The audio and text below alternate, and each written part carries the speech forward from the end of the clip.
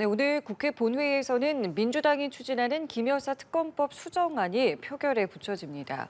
국민의힘은 특검 수정안은 눈속임용이라며 거부 의사를 분명히 했습니다. 네, 한편 내일 있을 이재명 민주당 대표의 공직선거법 재판 1심 선고를 놓고도 정치권의 공방은 계속되고 있는데요. 관련 내용 포함한 정치권 이슈들 박용찬 국민의힘 영등포을 당협위원장, 김성환 시사평론가와 함께 짚어보겠습니다. 두 분 어서 오십시오. 네, 반갑습니다. 안녕하십니까? 예, 안녕하십니까. 오늘 오후 2시입니다. 국회 본회의가 있고요. 말씀드린 것처럼 민주당이 추진하는 김 여사 특검법 수정안이 표결에 붙여지게 됩니다. 일단 국민의힘에서는 눈속임용이다라면서 표결 불참도 검토를 하고 있는데요. 오늘 본회의 분위기 어떻게 먼저 전망하시는지 듣겠습니다. 일단 처음 법안이 발의가 돼서 국회 본회의를 통과한다고 하면 굉장히 분위기가 격앙될 것 같은데요. 이번이 벌써 세 번째잖아요. 예. 예. 그러니까 이걸 가지고 서로 보기가 안 좋은 모습이 나올 것 같지는 않고요. 일단 국민의힘 의원들이 전원 표결에 불참하는 정도로 그렇게 의사 표현을 하지 않을까 싶습니다. 근데 이건 서로 간의 이해관계가 다르니까 어느 쪽이 더 맞다 이렇게 표현할 수는 없을 수 있겠으나 굳이 얘기하자면 국민의힘이 그동안에 독소조항이 있다 이렇게 지적을 해왔었잖아요. 근데 독소조항이라고 지목된 것들을 민주당에서 특검법안 수정안을 냈단 말이에요. 그러니까 특검 수사 범위가 지나치게 넓다고 한 것. 이것도 결국 도이치모터스 주가 조작 사건하고 지금 윤석열 대통령 공천 개입 의혹 이 두 가지로 사실은 좁혔고요. 그다음에 제3자 추천으로 지금 바꾼 상황이잖아요. 예. 야당이 특검 추천을 할 수 있도록 돼 있었던 거를 대법원장이 추천하고 야당의 2명을 골라서 대통령한테 추천을 하면 대통령이 그중에 1명 임명하는 형식으로 바꿨단 말이에요. 그러니까 추경호 원내대표가 얘기를 하듯이 야당이 일방적으로 법안을 수정한 게 그게 입법농단이라고 얘기하면 수정하라고 해서 수정한 걸 입법농단이라고 부르는 것과 같은 얘기가 되는 거거든요. 지금 국민의힘은 글쎄요. 지금 당장은 버틸 수 있을지 모르겠지만 김건희 여사 특검법 언제까지 계속 이런 식으로 버티긴 좀 쉽지 않아 보입니다. 이게 민주당 입장에서는 이거 하나로 끝날 수는 없을 것 같고요. 결국은 계속 이런 식의 일들이 반복되지 않을까 싶습니다. 예, 수정한 것을 수정한 것뿐이다. 독소조항 덜어냈지 않느냐라는 이야기를 민주당에서는 하고 있습니다. 이 수정안 자체에 대해서는 좀 어떻게 보십니까? 무늬만 수정안이다. 저는 그렇게 말씀드리고 싶고요. 지금 대법원장 즉 제3자가 추천하는 특검으로 임명하겠다 이렇게 민주당에서 주장은 하고 있지만 사실은 대법원장이 4명을 추천하더라도 그 4명이 마음에 들지 않으면 민주당이 야권이 다시 재추천을 요구할 수 있는 그러한 조항이 있고요. 따라서 수정안으로 볼 수가 없습니다.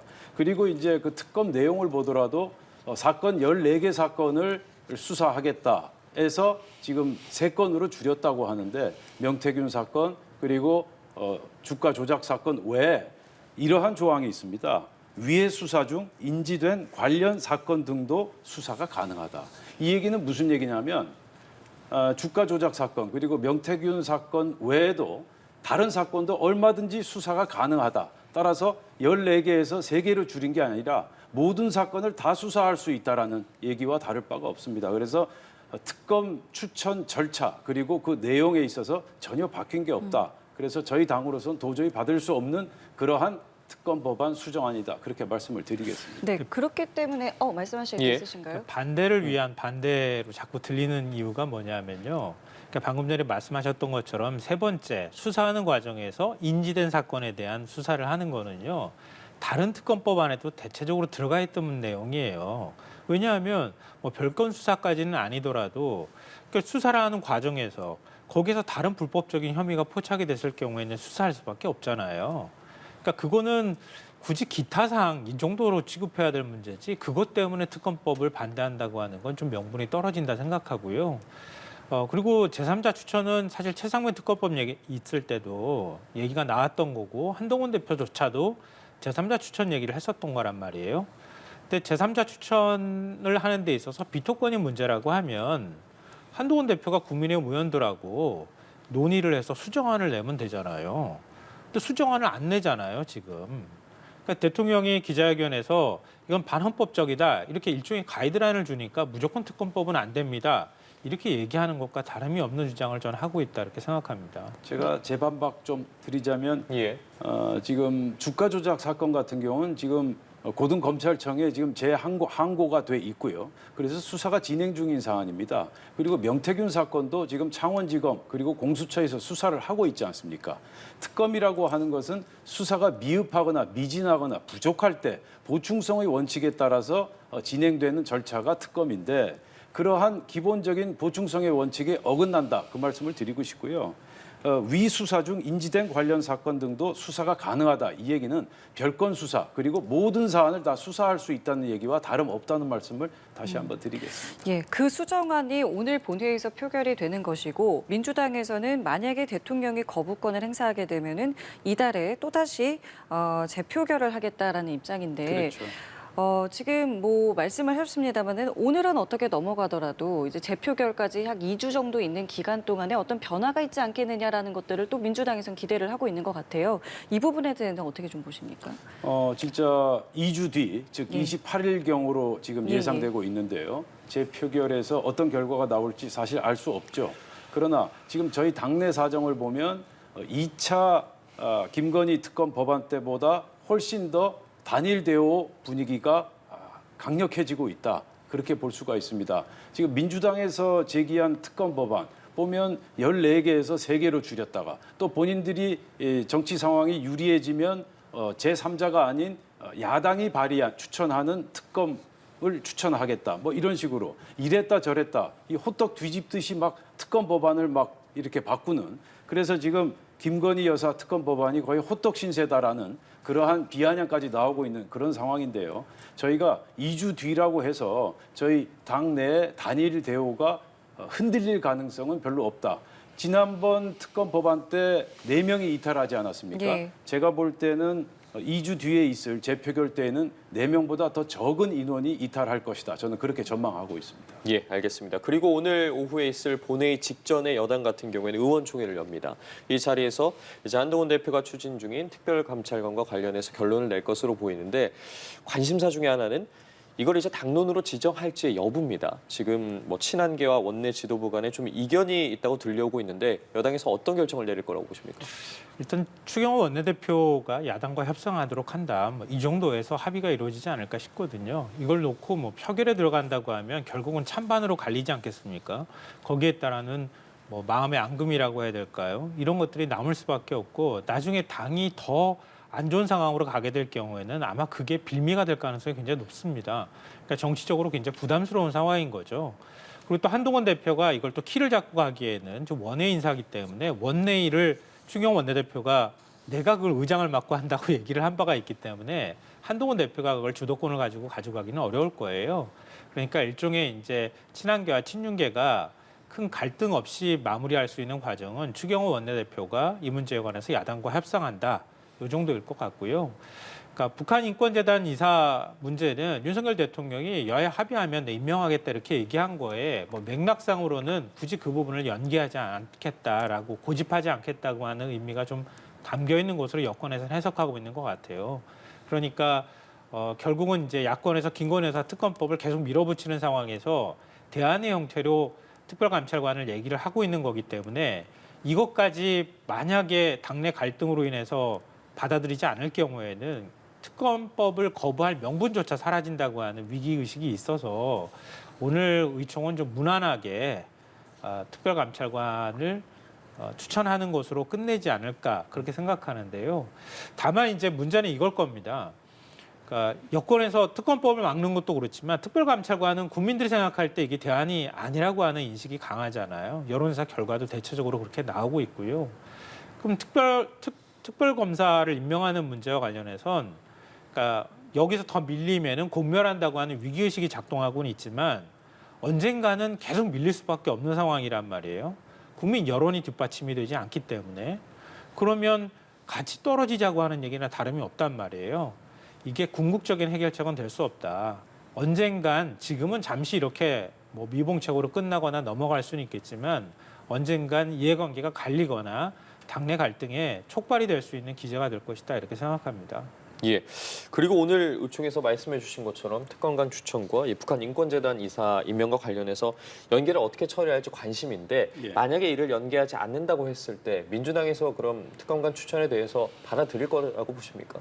일단 그 북한 인권재단 이사 이 문제는 지금 큰 변수가 되지 못한다. 저는 그렇게 보고 있습니다. 웬고하니 이 북한 인권재단 이사 문제는 2020년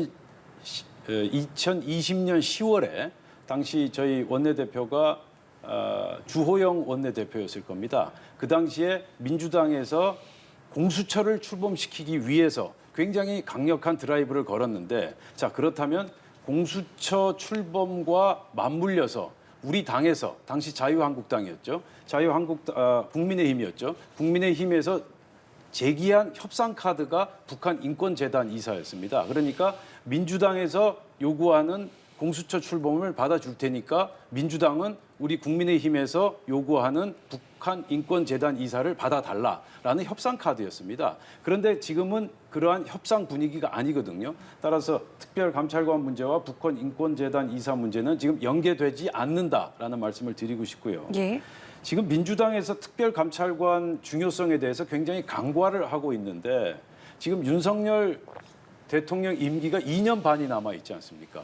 이러한 상황에서 민주당이 그토록 김건희 여사 문제를 삼으니, 그렇다면 대통령실 안에서 벌어질 수 있는 여러 가지 비리와 문제점들을 사전에 예방하자라는 차원에서 2년 반 남아 있는 윤석열 정부에게 특별감찰관이라는 시스템을 도입하자. 정말 이 아무런 문제가 없는 시스템 아니겠습니까? 당연히 해야 되는 그런 사전 예방 조치고요. 따라서 민주당에서 특별감찰관을 수용하지 않을 명분이 너무 없다. 그리고 제가 현장에서 보면 많은 국민들이 특별감찰관 제도는 특별감찰관대로 추진하고, 또 특검은 특검대로 여야 협상을 하자라는 게 대체적인 분위기입니다. 알겠습니다. 자, 그리고 이번 달에는요, 이재명 대표의 1심 선고가 두 가지가 나오게 됩니다. 하나는 내일 공직선거법 관련 1심 선고이고요. 또 하나는 이제 25일로 예정된 위증교사 사건의 재판인데요. 일단은 법원이 내일 있을 공직선거법 1심 선고의 경우에는 생중계를 불허하기로 결정을 했습니다. 자, 그렇기 때문에 25일에 예정돼 있는 이 위증교사 사건은 생중계 여부는 또 어떻게 될지 두 분은 어떻게 또 관측을 하고 계신지 좀 듣고 싶은데요. 먼저 의견 좀 여쭙겠습니다. 그러니까 두 개 다 사실은 생중계가 쉽지는 않은 사안이에요. 왜냐하면 이게 대법원의 최종 심의면 혹시 모르겠는데 그것도 아니고 1심 결과잖아요. 그럼 2심에서 판결이 뒤집힐 수도 있는 거 아닙니까? 어떻게 판결이 1심에서 난다 하더라도. 근데 그걸 전 국민한테 생중계한다는 게 이게 상식적으로 이해가 되는가 모르겠고요. 재판부도 상당히 그런 부분에 있어서 부담을 느낄 거라고 생각을 합니다. 그러니까 공직선거법 재판을 담당하는 재판부에서는 생중계를 허가하지 않은 것이라고 생각하고요. 그리고 뭐 다 이미 보도를 통해서 아시겠지만 전직 대통령 관련돼 있는 사건에 3건만 사실 지금까지 생중계한 전력이 있거든요. 그러니까 이걸 이재명 대표한테 똑같이 적용한다는 것도 그렇게 쉬운 일은 아닙니다. 왜냐하면 아무리 야당 대표가 정치적 위상이 높다 하더라도, 그러니까 대한민국 대통령을 지내거나 뭐 사실은 전직이라고 말하기에도 박근혜 전 대통령은 사실 전직이라고 말하기에도 애매한 부분이 있단 말이에요. 그러니까 왜냐하면 재판은 현직 때부터 시작이 된 거나 다름이 없었으니까요. 그러니까 그 정도 위상을 갖고 대한민국의 정치나 아니면은 뭐 사회에 영향을 미칠 정도의 사안이면 모르겠는데, 일종의 정치적 공세의 측면에서 재판부에서 생중계를 하라고 하면 사법부가 받기는 쉽지 않을 것이다. 그러니까 지금은 큰 변수가 되지 않을 것이고, 어떻게 진행되더라도 나중에 대법원 정도까지 갔을 때나 논란이 될 만한 사안이다, 이렇게 생각합니다. 예. 어떤 의견 갖고 계세요? 아마 25일 1심 선고 때에도 법원은 생중계를 허용하지 않을 것이다. 그렇게 전망하고 있습니다. 왜냐하면 법원은 일관성을 유지해야 되니까요. 제가 생각하는 더 큰 문제는 지금 민주당에서 내일이죠. 이재명 대표에 대한 공직선거법 위반 1심 선고에서 민주당에서 5,000명 내지 6,000명을 동원한 대규모 장외 집회를 가지겠다. 그 장외 집회 장소가 서울지방법원 앞에서 한다는 거 아닙니까? 이건 명백한 사법 방해, 그리고 판사들에 대한 겁박 행위다. 저는 그렇게 생각하고요. 그리고 이 집회를 주도하는 단체가 더민주 전국혁신회의입니다. 이재명을 지지하는 최대 외곽 조직인데요. 여기서 15일 서초동으로 모입시다. 이재명을 지킵시다. 이런 총동원령을 내렸고요. 이 총동원령 속에 지금 비행기표, 버스표, 이동 비용까지 보장한다. 이건 아마 정치자금법 위반 소지도 다분히 있다고 여겨지는데요. 어쨌든 민주당이 사법적인 판단을 이렇게 정치적인 문제로 끌어들이고 또 대규모 장애 집회를 법원 앞에서 진행한다. 도저히 있을 수 없는 행위다. 따라서 즉각 중단할 것을 촉구합니다. 예, 알겠습니다. 자, 이런 가운데 민주당이 명태균 씨의 녹취를 추가로 공개를 했습니다. 해당 녹취의 내용을 좀 살펴보면 창원 산당과 관련한 이 기관장 임명에 개입한 듯한 인사에 개입한 듯한 발언들이 담겨 있었고요. 또 대통령의 이 창원 산당 방문과 관련해서 주식 투자를 권유하는 내용도 들어 있었습니다. 이 녹취 내용은 좀 어떻게 보셨어요? 이걸 어디까지 사실로 받아들일까 많은 분들이 아마 좀 당혹스러울 것 같은데요. 저는 제일 먼저 든 생각은 윤석열 대통령 기자회견에 윤 대통령이 정말 진실을 말한 것일까 이 부분에 대한 의심이 들었다. 그렇게 좀 정리하고 싶어요. 왜냐하면 윤 대통령이 구체적으로 명확하게 얘기하지는 않았지만 어찌됐든 명태균이라는 사람한테 공천 개입 문제에 대해서는 그냥 감사의 뜻으로 내가 그냥 얘기한 것 뿐이다. 공천에 직접 개입한 적 없다. 그리고 설령 내가 개인 의견을 냈다 하더라도 그거는 법적으로 문제가 되지 않는다. 이런 얘기를 했던 거고요. 명태균 씨와 김건희 여사가 주고받았다고 하는 텔레그램이나 카톡 문자 메시지와 관련해선 김건희 여사가 새벽 5시, 6시까지 사람들이 감사하다고 문자를 보내면 감사의 뜻으로 문자를 나눈 것처럼 그렇게 설명을 했단 말이에요. 근데 지금 나오는 내용을 보면 물론 이제 한 일방의 주장이라고도 할 수 있겠지만 김건희 여사가 대통령 특별열차에 명태균 씨를 태웠다고 하는 의혹도 있고요. 명태균 씨도 검찰 수사 과정에서 인정했다고 하는 것처럼 김건희 여사가 명태균 씨한테 액수는 정확하게 말하지 않았지만 지금 강혜경 씨 증언에 따르면 500만 원을 줬다고 하잖아요. 적지 않은 금액을 줬단 말이에요. 근데 카톡으로 단순히 감사합니다라고 하는 의견을 나눌 정도의 사이라고 볼 수는 없잖아요. 어떤 고맙다고 하는 성의 표시든 의사 표현을 할 만큼의 뭔가를 받았다고 하는 것밖에 해석이 안 된단 말이에요. 이뿐만 아니라 지금 또 말씀하셨던 것처럼 인사개입 의혹도 나오고 있고요. 그다음에 윤석열 대통령 현직 대통령의 일정은 대외비란 말이에요. 기밀인데 현직 대통령이 창원에 방문하고 창원에 방문해서 특정 기업을 방문한다는 사실을 미리 파악해서 그 기업이 탈원전 정책 포기와 연관돼서 기업 주가가 오른다는 사실을 미리 알고 그걸 주변 사람들한테 그 회사의 주식을 사라고 권유했다거나 이렇게 얘기한다고 하는 것은 이건 뭐 국정 개입 문제 이거는 또 차치하고서라도 대통령이 기자회견에서 밝혔다는 내용은 사실과 부합하지 않는다. 국민들한테 또 한 번 진실되지 않은 얘기를 했다고 하는 논란을 피해가기 어렵다. 다만 이 사실관계가 나중에 확인이 됐을 경우에 그럼 어떻게 대통령과 김건희 여사는 책임질 것인지 과연 그 부분이 검찰 수사 과정을 통해서 정말 명백하게 밝혀질 수 있을지 밝혀지지 않았을 경우에 야권이 얘기하는 것처럼 과연 특검법을 수용할 수 있을 것인지 이 부분에 대해서는 좀 명확히 정리하고 넘어갈 필요가 있다 이렇게 생각합니다. 예, 지금 기간을 두고 새로운 녹취들이 계속 공개가 되고 있거든요. 어떻게 바라보고 계세요? 지금 이제 하루에 뭐 한 건 내지 두 건씩 지금 새로운 녹취록이 계속 나오고 있어서 무척 혼란스러운 상황 아닙니까? 그런데 이제 이 중에서 우리가 옥석을 가릴 필요가 있다. 왜냐하면 명태균 씨 발언이나 명태균 씨 녹취록 중에 사실인 부분도 있지만 사실이 아닌 부분도 지금 속속 나오고 있지 않습니까? 특히 이제 그 인사 개입 부분 관련해서는 경남 테크노파크 같은 경우는 명태균 씨가 추천한 후보 그 사람이 실제 공모에서 원장 공모에서 탈락했습니다.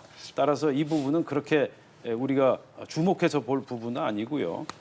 그리고 명태균 씨와 그 이준석 의원 간의 그 관계에 있어서도 여러 가지 새로운 지금 물증들이 나오고 있지 않습니까? 그래서 이준석 그다음에 그 김종인 전 위원장과의 관계에 있어서도 여러 가지 검찰 조사가 이루어질 것으로 예상되고 있습니다. 아, 그렇습니까? 예. 알겠습니다. 자, 그리고 윤석열 대통령은 5박 8일 일정으로 APEC과 G20 정상회의 참석을 위해서 페루와 브라질을 각각 방문하게 됩니다. 이 방문 기간에 한미 정상회의 또 한중 정상회의도 열릴 것으로 보이고요.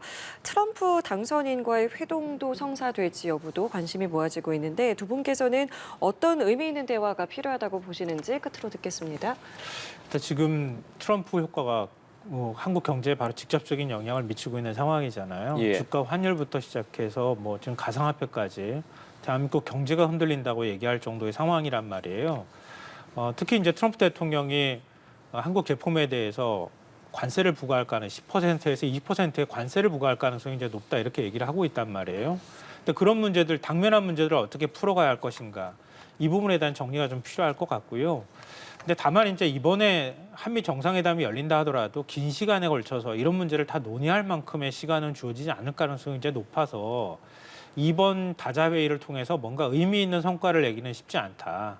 다만 윤석열 대통령이 그동안에 계속 이렇게 기조로 이어왔던 가치 외교라고 하는 건 일종의 우리 걸 양보하더라도 이념이나 아니면 자유민주주의를 수호하기 위한 가치의 측면에서 우리 한미일이 연대하고 또 지금 우크라이나하고 군사적 협력을 하는 것도 마찬가지란 말이에요. 근데 그런 방식으로 지금 그동안에 외교를 해왔는데 지금 그런 시대가 지나가 버린 거 아닙니까? 미국은 우리 국익만 먼저 챙기겠다고 얘기하는데 언제까지 윤석열 대통령이 그걸 얘기하겠습니까? 그러면 지금 외교 정책의 어떤 방향을 바꿔야 되는 상황이 됐단 말이에요. 그게 곧 우리 국민들의 경제랑 민생하고도 연결되어 있는 문제라고 하면 지금 다자회의에 갈 때 기존에 있던 외교 정책을 그냥 고수하면서 밝히는 이런 방식이 아니라 좀 새롭게 변화하는 다자 외교의 새로운 구상들을 내놓을 필요가 있다. 그런 면에서 윤 대통령이 어떤 준비를 해서 이번 다자회의 때 윤 대통령의 어떤 외교관을 밝힐 것인지 이 부분에 대해서 훨씬 더 저는 주목해 볼 필요가 있다 이렇게 생각합니다. 네, 어떤 부분들을 좀 기대하고 계십니까? 네, 전 짧게 말씀드리겠습니다. 예. 이번 G20 그리고 APEC 회담은 그야말로 트럼프 대책 회의가 될 것이다. 저는 그렇게 전망하고 있습니다. 지금 전 세계가 트럼프의 경제 정책 또 안보 정책에 대해서 굉장히 지금 주목하고 있지 않습니까? 네. 따라서 트럼프 대책 회의가 될 것이다. 그리고 우리 윤석열 대통령이 이번 순방을 계기로 트럼프 당선자와 깜짝 회동을 할 가능성도 배제할 수 없다. 그 말씀을 꼭 드리고 싶습니다. 예, 알겠습니다. 오늘 정치권 이슈들 박영찬 국민의힘 영등포을 당협위원장, 김성환 시사평론가와 함께했습니다. 고맙습니다. 감사합니다.